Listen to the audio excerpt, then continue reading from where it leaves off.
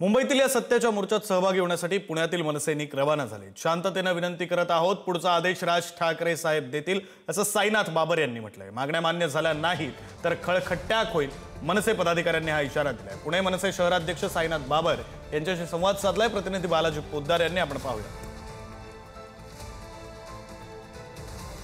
सर्वच विरोधी पक्षाने आज निवडणूक आयोगाविरोधात मोर्चा काढलेला आहे।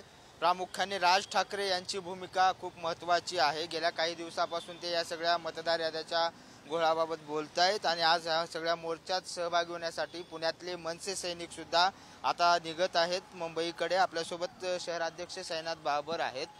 गेल्या काही दिवसापासून राज ठाकरे प्रामुख्याने हा सगळा मुद्दा मांडतायत। आजच्या आंदोलनाचा काय परिणाम होईल वाटते का? तुम्ही मोठ्या संख्येने निघाले। खरं तर महाराष्ट्रभरातून महाराष्ट्र नवनिर्माण सेना असेल आणि इतर सर्वच पक्ष असतील, हे सर्व पक्ष आज या मतचोरीच्या किंवा मतदार याद्यांमध्ये असलेल्या घोळ या संदर्भातल्या निवडणूक आयोगाच्या विरोधातल्या या सत्याच्या मोर्चाला सर्वजण सहभागी होणार आहेत। खरं तर महाराष्ट्रभरातून लाखो लोक या मोर्चामध्ये सहभागी होतात। आज पुण्यातून आम्ही सर्वजण जाणार आहोत।